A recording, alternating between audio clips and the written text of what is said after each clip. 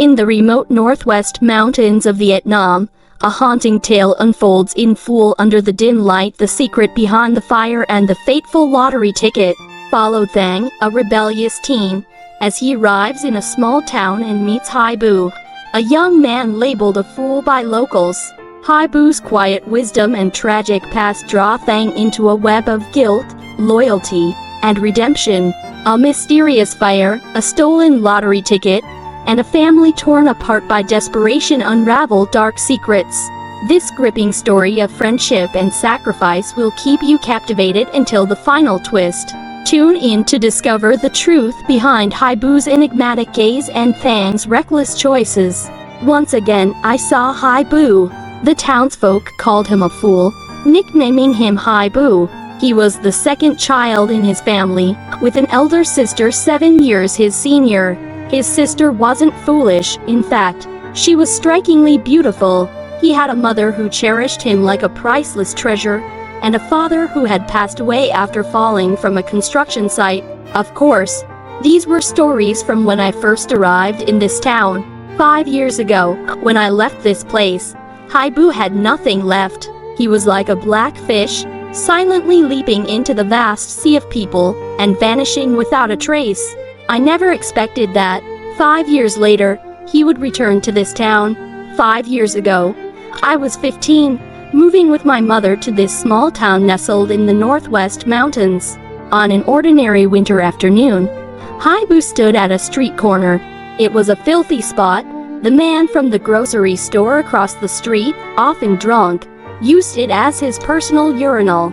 In summer, the stench was overwhelming. In winter, the urine froze into layers, unnoticed by most. Hai Bựu had been chased away from many places before claiming this spot as his own, where no one bothered or scolded him. It belonged to him, or rather, he belonged to it. He stood there until dusk, waiting for his mother to call him home for dinner. By then, hardly anyone passed by. Hai Bựu followed his mother, hands in his pockets, head bowed. Though barely in his 20s, he moved like a stooped old man. His nearly 60-year-old mother, however, was sprightly, her steps light, as if her heels never touched the ground. If not for the row of dilapidated houses blocking her path, it seemed she could have floated into the sky. The day I arrived in town, through the bus window, the first person I saw was Hai Bựu, trailing behind his mother on their way home. He was like a weathered symbol, dragging the town down a notch, marking a boundary between it and the ever-changing world. My mother warned me not to run around with the wild kids in town, especially not to talk to the guy named Hai Bựu. When I asked why, she frowned, irritated. He's a fool. Back then, I was an odd teenager myself, with thoughts and actions others found hard to understand. The restlessness of youth coursed through my bones, unfulfilled and with nowhere to vent, like a gas canister rattling under the scorching sun. A fool? Ah, that sounded like a dangerous yet intriguing species. In the dusks that followed, I quietly approached him, exchanging a few words. I offered him a Conemo cigarette. "Hey, you smoke?" Hai Bựu shook his head, his eyes hidden beneath long, unkempt hair. I pulled him away from that reeking, open-air toilet of a corner. He looked at me, his small, slightly swollen eyes gleaming with a strange light so distinct it made me turn away and swallow hard. I smirked. "Buddy, you're not actually a fool, are you?" He didn't respond. I gave a dry, self-mocking laugh, feeling like I was the real fool for saying that. The townsfolk said Hai Bựu became this way at 4 years old. Back then, his parents were working, and his sister was tasked with watching him. Boys are mischievous, and in a moment of inattention, he fell off the bed, hitting his head on the floor and passing out. When he woke, he was no longer normal. The older he grew, the more apparent it became. He wasn't entirely helpless, but his intelligence was far below average. He attended 2nd grade, but repeated it 3 times before dropping out altogether. He took on odd jobs, but was often bullied and exploited. His mother wept daily over the new and old wounds on his body. Eventually, he stopped working at the brick kiln and wandered aimlessly around town. He was like a silent shadow, but shadows don't have eyes like his. To call them clear would be inaccurate. They held a cold indifference, unconcerned with the world. Yet that coldness was so bright that facing him made the demons hiding in the corners of your heart scatter in panic, leaving you ashamed. Hai Bựu rarely spoke or smiled.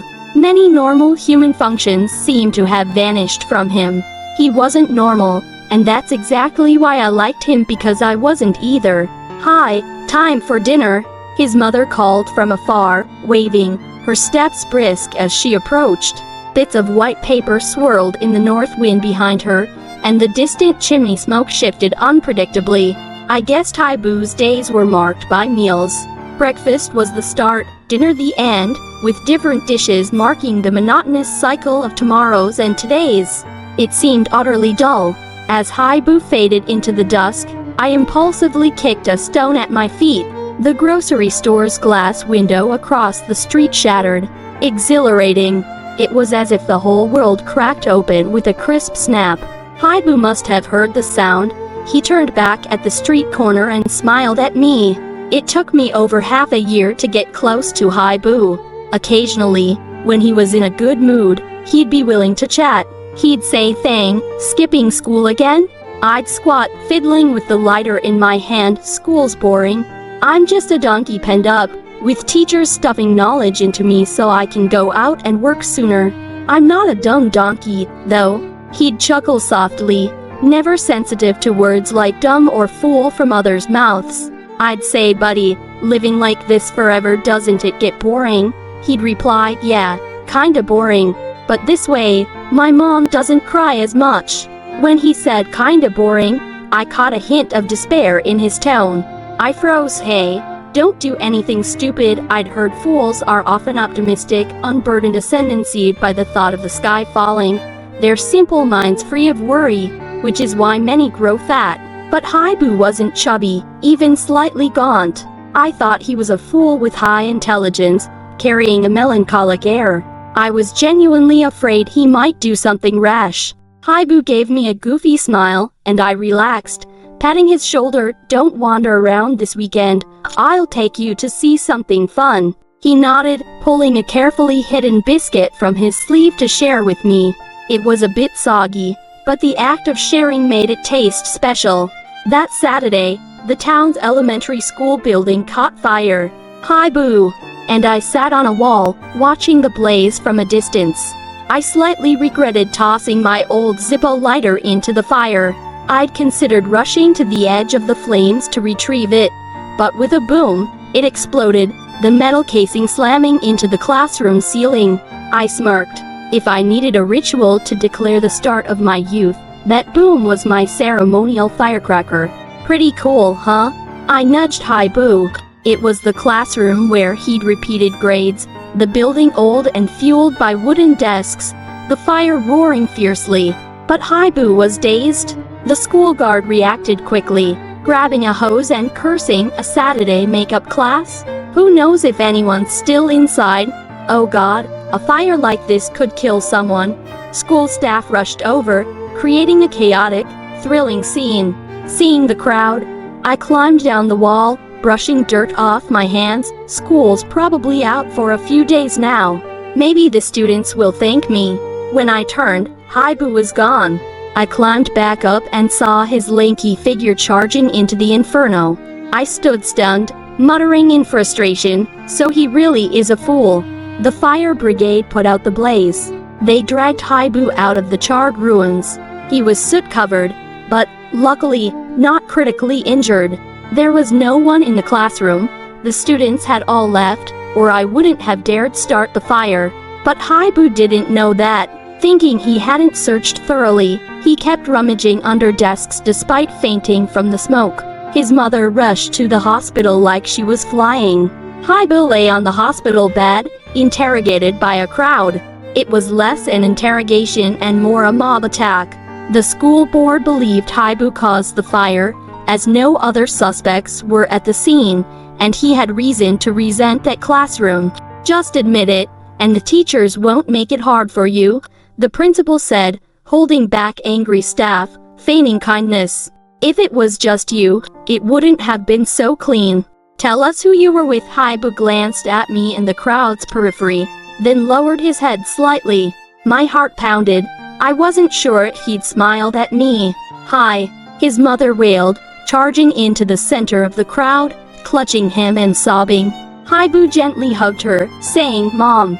His voice was hoarse, but tender and innocent, like a 4-year-old's. In truth, he'd always been like a child. Later, I learned the smoke had damaged his lungs and eyes. From then on, he wore glasses, looking like a brooding poet. His mother paid the school a sum to settle the matter, but to cover medical costs, she argued fiercely with his sister. Their family was broke. His mother hoped his sister would help.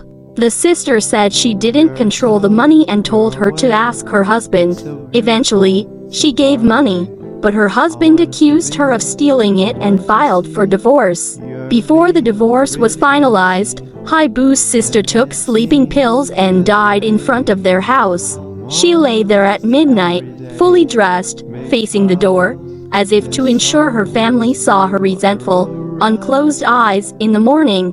It all started with a tiny lighter. I was anxious, grinding my teeth, telling myself this was who I was, and I could only keep being that person. Black butterfly wings could only stir up foul winds and bloody waves. Half a year later, Hai Bựu slowly returned to his corner. He hadn't changed. Grief and injustice couldn't make him more haggard. I slipped my hands into my pockets and approached. This time, I had no fancy lighter to fiddle with. He looked at me and said, "Thang, where'd you go that day? I turned back and couldn't find you. I thought you ran into the classroom to save someone, so I went in to look, but the smoke was too thick. I didn't save anyone or find you." I stared at him, speechless for a long while. The world of a fool is hard to grasp. I hadn't expected him to rush into the fire for me. He knew I'd started it, yet didn't rat me out under pressure. Maybe he truly saw me as a friend. Friends. When even family ties fade, is there such a thing as true friendship? His mother, over the past 6 months, had become more diligent, her posture hunching rapidly, though her steps never slowed. Her daughter's funeral left her drowning in debt, fueling her obsession with money. She took to jobs at the town's brick kiln, her face stern and angry, a resentful demon raging within her. She began pinning hopes on miracles, buying lottery tickets daily, vietlet, scratch-offs, everything.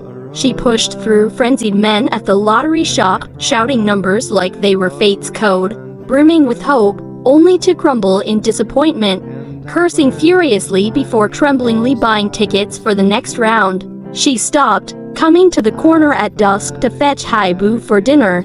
He and I waited for her at the lottery shop, watching her cycle of highs and lows, then escorted them, as they held hands, into the dim glow of fate. I admit, I didn't know guilt before, but Hai Bựu was different. At first, I saw him as a curious oddity to relieve my bored youth, but that dusk, I felt I owed him something. The chance came quietly not long after, and I couldn't contain my excitement. It was raining that day. I led Hai Bựu on a 4 or 5 kilometer walk. He didn't understand but didn't ask much. I kept asking, "You sure about those numbers?" "No mistakes," he nodded, certain. The town had a river and fields, but the roads were terrible. This one, near the fish farms by the river, was rough, with tilapia prices soaring. People converted fields into ponds. Heavy trucks hauled stones to line the pond bottoms, leaving the road perpetually bumpy. It was repaired yearly, but never improved. Sometimes, overloaded trucks sank into potholes, and stones weighing hundreds of kilos rolled off. Once, a motorbike was crushed by a stone, the driver's head obliterated, swallowed by the rock and bike. The world is like that, uneven, full of deadly traps. No one's to blame, but there's reason to resent everything. The stones that fell from trucks were piled by the roadside, awaiting disposal. Hai Bựu and I moved them, some still stained with dried blood. Rain poured, turning the blood liquid again, flowing like leftover broth. Hai Bựu suddenly grabbed my wrist, asking, "What's wrong?" I froze, casually pulling my hand back.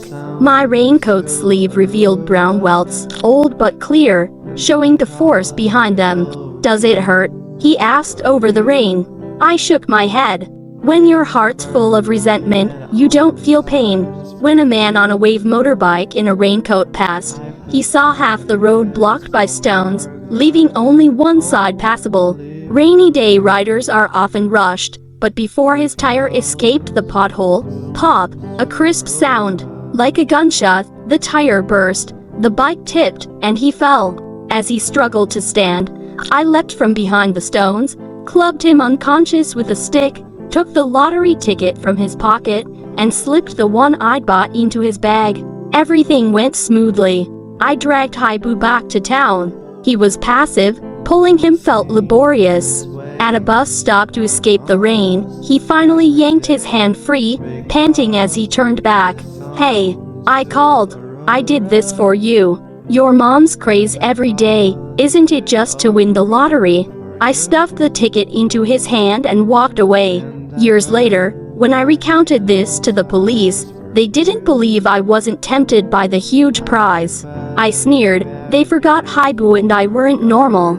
By universal standards, we were laughable fools. If not, why would I go to such lengths to bankrupt my wealthy father, so my mother would leave him without regret? For a fool who treated me well, nothing I gave him was too much, let alone money I didn't care for. I walked through the rain, feeling for the first time that this town and my life weren't so dull. Here's how it happened. Back then, the internet wasn't as widespread. Hai Bựu was tasked with writing down Vietlit and lottery winning numbers from the TV onto paper. His mother, sometimes working night shifts, would check the numbers under a dim yellow light, obsessively reviewing them repeatedly. One dusk, as Hai Bựu and I waited for his mother at the lottery shop, I saw a man arguing with the shop owner. He'd played the same numbers for years, not special ones, but he insisted they came to him in a dream. Since he always bought the same numbers, he didn't check his ticket, only the winning numbers. The day before, he realized the shop owner had entered one number wrong for days, believing this error ruined his luck. I recognized him as the husband of the grocery store owner. Every week on this day, he visited his daughter from his first marriage in the city, returning the next day without fail. Their argument was heated, and I watched with glee. Finally, he grabbed his ticket and stormed off. The shop owner shouted after him, "You loser, you will never win." The next day, Hai Bựu stood at his corner with the paper listing the winning numbers he'd copied for his mother. When I glimpsed the numbers, my lips curled.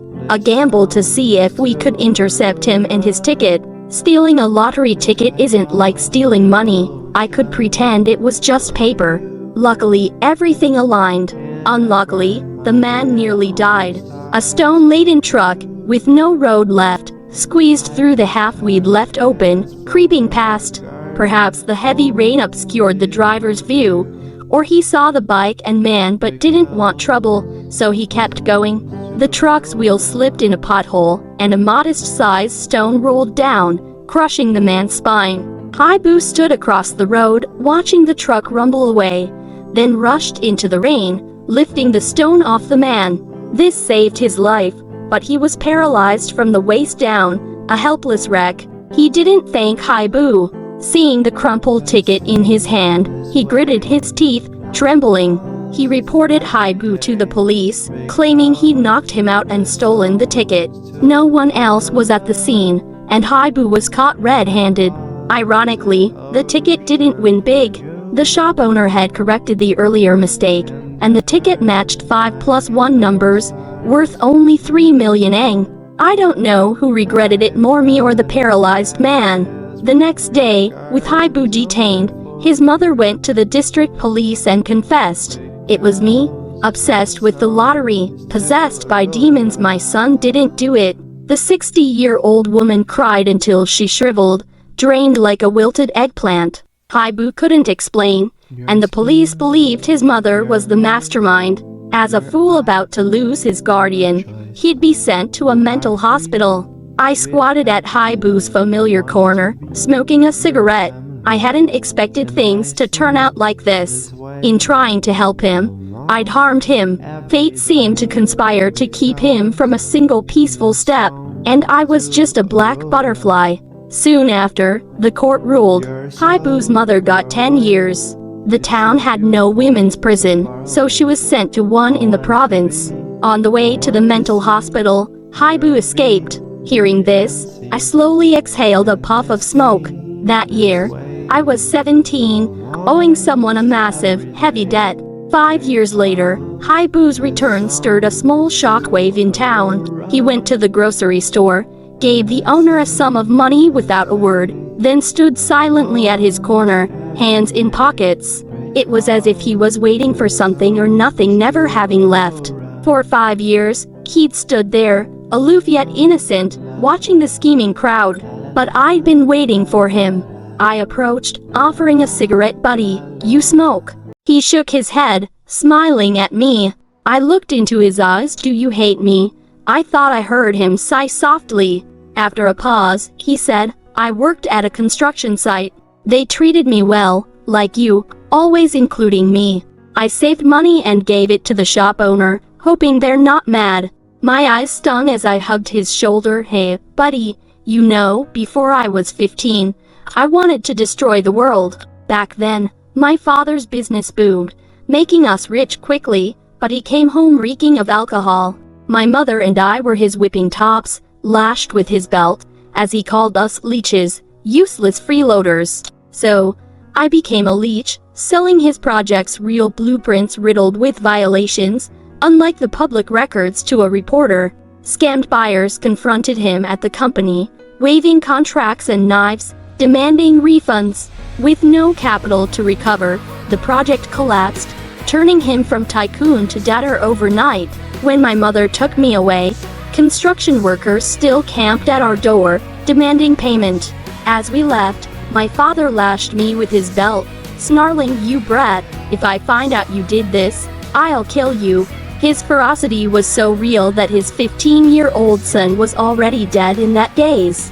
I didn't believe in true emotions. It was all illusion. Those who strive for such illusions are the biggest fools. "Don't tell me you still believe in that nonsense," I said, looking up at Hai Bựu, lips trembling before adding, "Actually, before your sister took her life, I heard her argue with your mom."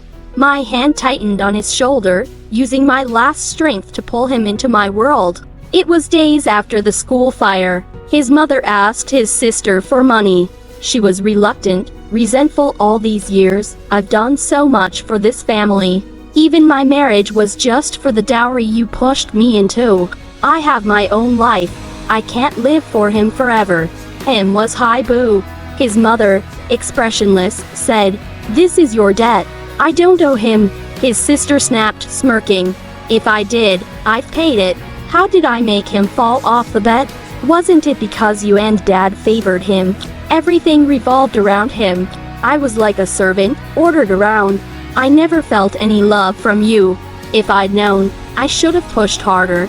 Let him die like Dad, skull smashed from the scaffold, sparing me years of burden. In the end, you only see him. I'm just your wallet." Slap. His mother struck her. "How can you speak like that?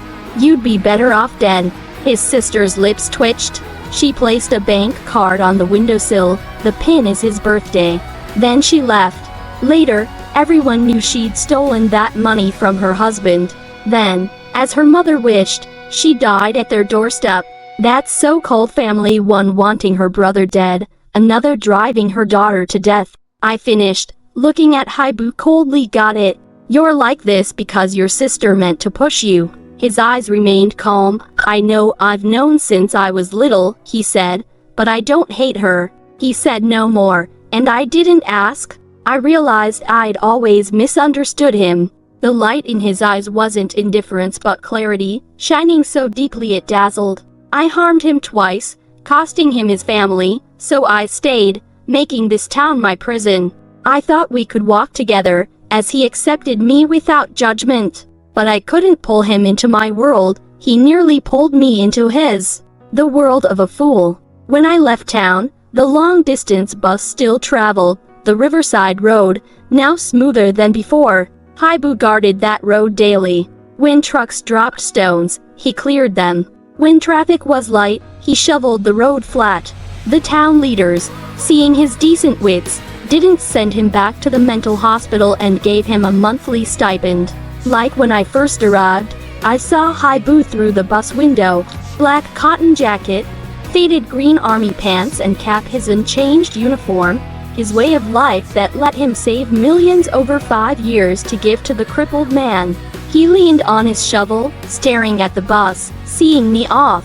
I was a bit glad that 5 years ago, this road wasn't yet smoothed by Hai Bựu. That's why the jeep taking him to the mental hospital fell into a trap.